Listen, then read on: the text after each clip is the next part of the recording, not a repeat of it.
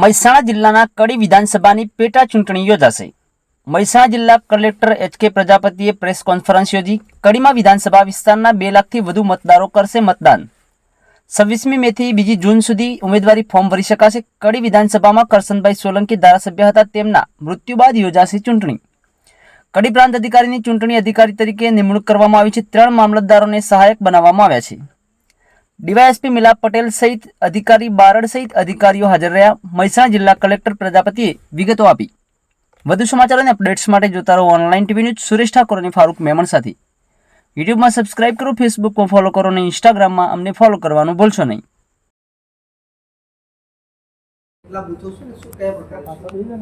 આપણે જાણીએ છીએ કે તારીખ 25/5/25ના રોજ ભારતના ચૂંટણી પંચ દ્વારા એક પ્રેસ નોટ જાહેર કરી અને તારીખ 26/5થી એટલે આજથી જ કડીની પેટા ચૂંટણીનો કાર્યક્રમ જાહેર કરેલો છે। એની વાત કરું તો 2 જૂન સુધી આપણે ઉમેદવારી પત્રો સ્વીકારવાના છે। મતદાનની તારીખ 19 જૂન 2025 એટલે ગુરુવાર છે।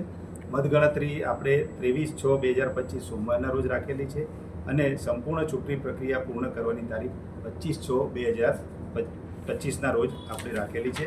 મતદાનનો સમય સવારે 7 થી 6 રહેશે। ચૂંટણી પ્રક્રિયાની જે જિલ્લા વહીવટીતંત્રએ તૈયારી કરી છે એની થોડીક આપણે વાત કરું તો આપણા જિલ્લામાં પ્રાંત અધિકારી કડીને આપણે ચૂંટણી અધિકારી નિમ્યા છે, સાથે 3 મામલતદાર કડી, જોટાણા અને મામલતદાર ડિઝાસ્ટરને આપણે મદદનીશ ચૂંટણી અધિકારી નિમ્યા છે। કડી પેટા ચૂંટણી નિમિત્તે આપણા કડી વિધાનસભામાં કુલ 2,89,856 મતદારો છે। 294 પોલિંગ સ્ટેશન છે અને 171 પોલિંગ સ્ટેશન લોકેશન આવેલા છે। 4 કરતાં વધારે મતદાન મથકો ધરાવતા હોય માત્ર કડીમાં આપણે 4 મતદાન સ્થળો આવેલા છે કે જેમાં 4 કરતાં વધારે મતદાન મથકો આવેલા હોય। ઈવીએમ જે આપણે મતદાન દરમિયાન વપરાશે, બેલેટ યુનિટ, કંટ્રોલ યુનિટ અને વીવીપેટ, એની આપણે પૂરતા પ્રમાણમાં વ્યવસ્થા થઈ ગયેલી છે। અત્યારે આપણી પાસે 1,738 બીયુ, સીયુ અને વીવીપેટ અવેલેબલ છે। એનું 200% આપણે ફર્સ્ટ લેવલ ચેકિંગની કામગીરી પણ પૂર્ણ કરેલી છે। સ્ટાફની જે વાત કરીએ, જે મતદાનના દિવસે અથવા તો તમામ પ્રક્રિયામાં જોડાશે, તો અત્યારે આપણે 2205 મેલ અને ફિમેલ થઈ અને 2205ના સ્ટાફની જરૂરિયાતની સામે 2682 જેટલા મેલ ફિમેલ સ્ટાફની ડેટા એન્ટ્રી પણ આપણે પૂરી કરેલી છે। રિસીવિંગ ડિસ્પેચ સેન્ટર મામલતદાર કચેરી કડી ખાતે રાખેલું છે અને કાઉન્ટિંગ સેન્ટર છે આપણે મહેસાણા ખાતે જીટીયુ જે આઈટીઆર નેવળ કોલેજ છે ત્યાં આગળ આપણે કાઉન્ટિંગની વ્યવસ્થા કરવાના છીએ। સ્ટાફને ટ્રેનિંગ પણ અપાઈ ગયેલ છે, નોડલ ઓફિસરોની પણ નિમણૂક કરવામાં આવેલી છે। સાથે સાથે ખર્ચના જે ઓબ્ઝર્વર છે એને આપણે ડીડીઓને નિયુક્ત કરેલા છે।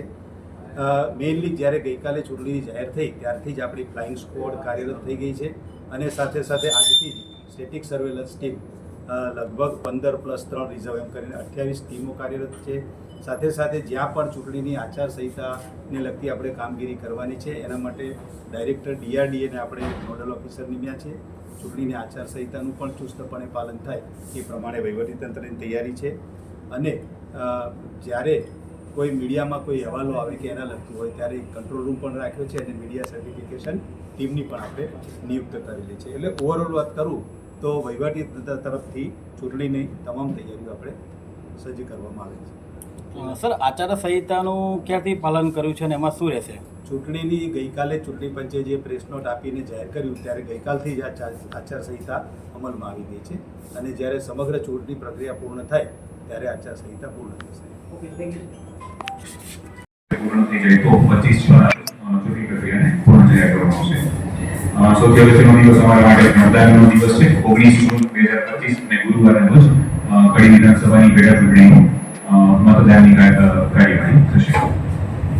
મતદાનનો સમય સવારના 7 વાગ્યાથી સાંજના 6 વાગ્યા સુધીનો રહેશે।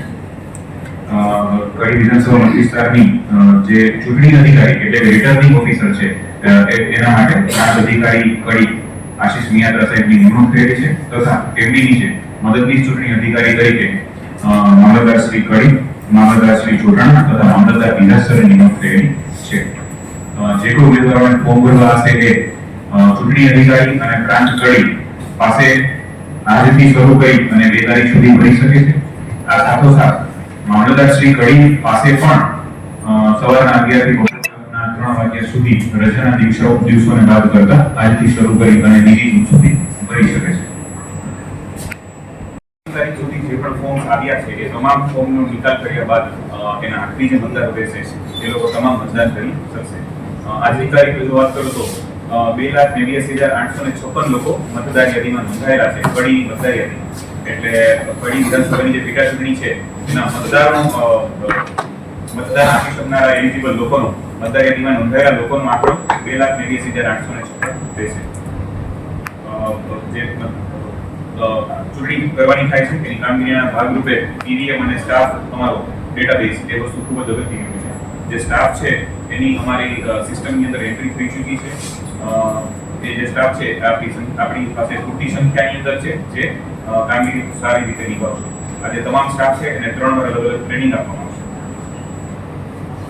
કડીના મતદાન મથકોની વાત કરું તો કુલ 294 મતદાન મથકો ઉપર પેટા ચૂંટણીના મતદાનનું આયોજન કરવામાં આવશે. આ 294 પૈકી શહેરી વિસ્તારમાં 54 મતદાન મથકો આવેલા છે અને ગ્રામ્ય વિસ્તારની અંદર 240 મતદાન મથકો આવેલા છે. આ 294 મતદાન મથકોના જો મતદાન સ્થળની વાત કરું તો 171 સ્થળો છે. એટલે એક શાળામાં બે મતદાન મથકો હોય, 3 મતદાન મથકો એ રીતે.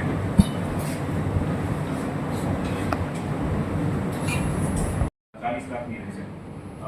આજે ઉમેદવારો દ્વારા જે ખર્ચ કરવામાં આવે છે એના ખર્ચ ઉપર નિરીક્ષણ તથા મુક્ત અને ન્યાયી પ્રક્રિયામાં ચૂંટણી પ્રક્રિયા પૂર્ણ થાય તેના માટે વિવિધ પ્રકારની ટીમોનું આયોજન કર્યું છે.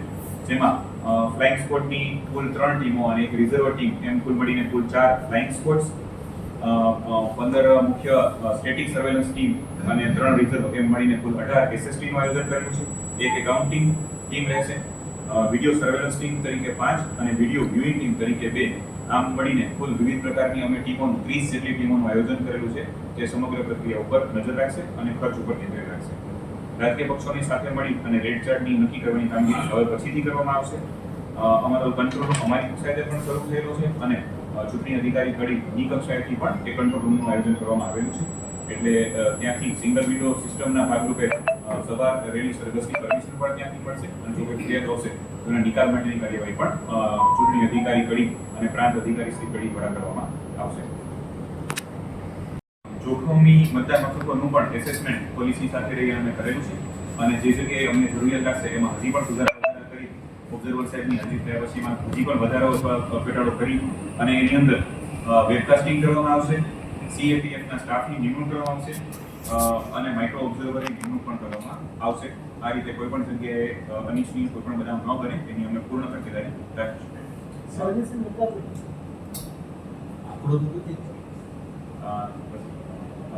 એશ્યોર્ડ મિનિમમ ફેસિલિટીઝના ભાગરૂપે તમામ મતદાન મથક સ્થળો પર રેમ્પની સારી વ્યવસ્થા હોય, પીવાના પાણીની વ્યવસ્થા હોય, ટોયલેટની વ્યવસ્થા હોય, આ તમામ વ્યવસ્થાઓ બાબતે અમે બધી જગ્યાએ સુનિશ્ચિત કરી લીધેલું છે અને હજી પણ કરીશું.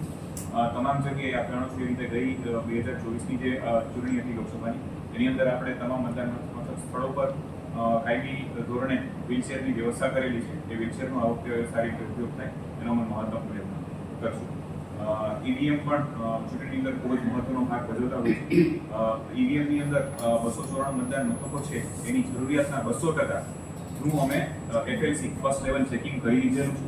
આ ઈવીએમ પૈકી કમિશનની જે રીતે સૂચના આવશે એ રીતે અમે એના ચૂંટણી અધિકારીને ઈવીએમની ફાળવણી કરશું અને ઉમેદવારો નક્કી થયા પછી એનું જે બેલેટ પેપર નક્કી થાય એના આધારે ઈવીએમનું કમિશનિંગ ચૂંટણી અધિકારીના લેવલે કરવામાં આવશે.